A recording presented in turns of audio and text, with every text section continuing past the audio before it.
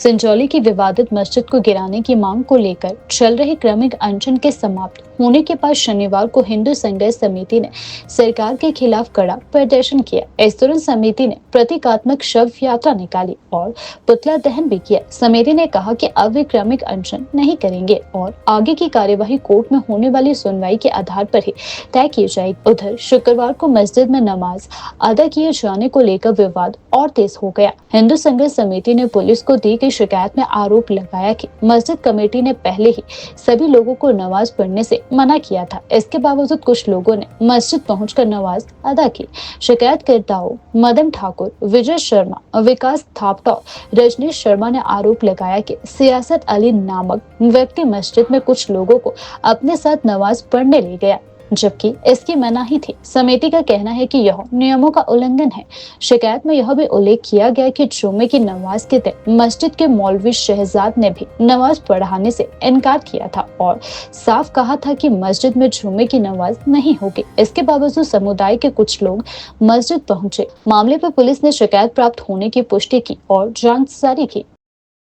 Islamic जिहाद मुर्दाबाद मुर्दाबाद मुर्दाबाद इस्लामिक जिहादी सरकार मुर्दाबाद मुर्दाबाद मुर्दाबाद इस्लामिक जिहादी सरकार मुर्दाबाद मुर्दाबाद मुर्दाबाद इस्लाम की सरकार मुर्दाबाद मुर्दाबाद मुर्दाबाद इस्लाम की सरकार मुर्दाबाद मुर्दाबाद मुर्दाबाद। देखिए, गत शुक्रवार को जो हमारा यहाँ पे धरना हुआ, प्रदेश यहाँ पे जिला प्रशासन ने हर एक बिंदुओं पे हमसे सहमति जताई।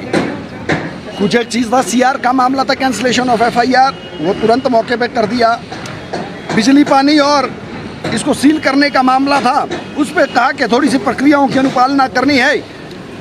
29 तारीख को आप लोगों की कमेटी के साथ हम बैठेंगे और इस पर फाइनल रिव्यू करेंगे। परंतु पिछले कल तक हम जिला प्रशासन की ओर से पत्र का इंतजार करते रहे कि हमें आधिकारिक पत्र मिले। जिला प्रशासन की ओर से हमें फोन करके बताया गया कि आप आइए। तो हमने कहा कि भाई, जब आधिकारिक कोई चीज है, आधिकारिक वार्ता होनी है तो टेलीफोनिकली निमंत्रण नहीं चलेगा, आपको आधिकारिक निमंत्रण देना पड़ेगा। तो जिला प्रशासन को यह भय हुआ कि अगर वो हमें आधिकारिक निमंत्रण देते हैं तो शायद एक कोर्ट ऑफ कंटेम्प्ट ना हो जाए।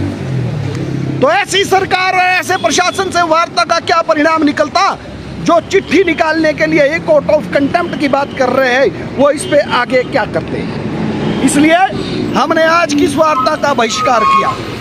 और एक बात मैं आप लोगों को बता देना चाहता हूं, जिस दिन से आंदोलन शुरू हुआ, हिमाचल प्रदेश की सरकार ने इस आंदोलन को कुचलने की कोशिश की। बड़ी जिम्मेदारी के साथ कह रहा हूं कि पिछले शुक्रवार को जब हम यहाँ धरने पर थे, ऐसे लोग सरकार द्वारा प्लांट किए गए थे जो यहाँ पे दंगा भड़काना चाहते थे। पर हम अपने साथियों को बधाई देना चाहते हैं कि उनकी सूझबूझ से इस प्रकार के वो किसी भी कृत्य में सफल नहीं हुए। आज जब हम ये देख रहे हैं कि जो हिमाचल प्रदेश है, उसको ये प्रदेश की कांग्रेस की सरकार हरित राज्य बनाना चाह रही है। हरित राज्य इन्वायरमेंटल पॉइंट ऑफ व्यू से मैं नहीं कह रहा हूँ, इस्लामिक स्टेट बनाना चाह रही है। यहाँ पे अवैध मस्जिदों को संरक्षण दिया जा रहा है। ऐसी सरकार का जो है वो शव यात्रा आज हमने यहाँ निकाल ली और उसको हमने अग्नि के सुपुर्द कर दिया है।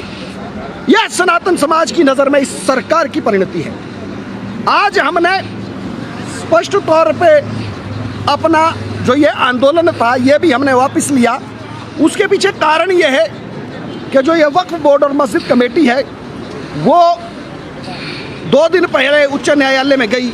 हालांकि उनकी पिटीशन अभी मेंटेन नहीं हुई है, एडमिट नहीं की है, परंतु हमने भी विधि विशेषज्ञों से अपने से बात की तो उन्होंने कहा कि अगर हम अभी धरने पर बैठे रहते हैं तो कहीं ना कहीं इस बात का यह संदेश जाएगा कि हम न्यायालय पर दबाव बनाने का प्रयास कर रहे हैं। इसीलिए हमने पहले न्यायपालिका का सम्मान किया। न्यायपालिका के आदेश की अनुपालना करवाने के लिए ही हम धरने पर बैठे थे।